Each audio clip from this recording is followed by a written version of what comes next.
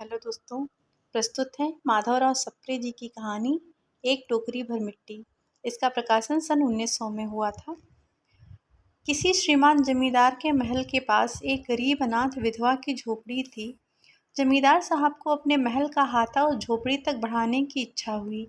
विधवा से बहुतेरा कहा कि अपनी झोपड़ी हटा ले, पर वह तो कई जमाने से वहीं बसी थी। उसका प्रिय पति और इकलौता पुत्र भी उसी झोपड़ी में मर गया था। पतोहू भी एक 5 बरस की कन्या को छोड़कर चल बसी थी। अब यही उसकी पोती इस वृद्ध काल में एकमात्र आधार थी। जब उसे अपनी पूर्व स्थिति की याद आ जाती तो मारे दुख के फूट फूट रोने लगती थी। और जब से उसने अपने श्रीमान पड़ोसी की इच्छा का हाल सुना, तब से वह मृतप्राय हो गई थी। उस झोपड़ी में उसका मन लग गया था कि बिना मरे वहाँ से वो निकलना नहीं चाहती थी। श्रीमान के सब प्रयत्न निष्फल हुए। तब वे अपनी जमींदारी चाल चलने लगे। बाल की खाल निकालने वाले वकीलों की थैली गरम कर उन्होंने अदालत से झोपड़ी पर अपना कब्जा करा लिया और विधवा को वहां से निकाल दिया। बेचारी अनाथ तो थी ही, पास पड़ोस में कहीं जाकर रहने लगी। एक दिन श्रीमान उस झोपड़ी के आसपास टहल रहे थे और लोगों को काम बतला रहे थे कि वो विधवा हाथ में एक टोकरी लेकर वहां पहुंची। श्रीमान ने उसको देखते ही अपने नौकरों से कहा कि उसे यहाँ से हटा दो, पर वो गिड़गिड़ाकर बोली, महाराज, अब तो ये झोपड़ी तुम्हारी ही हो गई है, मैं उसे लेने नहीं आई हूँ। महाराज क्षमा करें, तो एक विनती है। जमींदार साहब के सिर हिलाने पर उसने कहा, जब से ये झोपड़ी छूटी है तब से मेरी पोती ने खाना पीना छोड़ दिया है। मैंने बहुत कुछ समझाया, पर वो एक नहीं मानती। यही कहा करती है कि अपने घर चल, वहीं रोटी खाऊंगी। अब मैंने ये सोचा है कि इस झोपड़ी में से एक टोकरी भर मिट्टी लेकर उसी का चूल्हा बनाकर रोटी पकाऊंगी। इससे भरोसा है कि वो रोटी खाने लगेगी।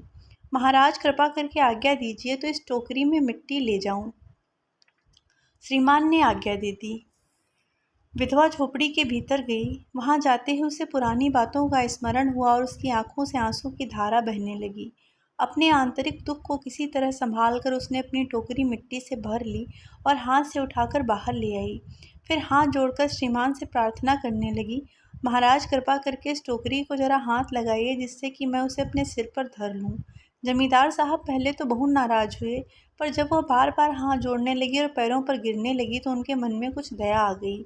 किसी नौकर से न कहकर आप ही स्वयं टोकरी उठाने आगे बढ़े।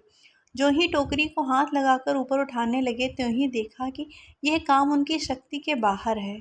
फिर तो उन्होंने अपनी सब ताकत लगाकर टोकरी को उठाना चाहा, पर जिस स्थान पर टोकरी रखी थी वहां से वो एक हाथ भी ऊंची न हुई। वो लज्जित होकर कहने लगे, नहीं, ये टोकरी हमसे न उठाई जाएगी।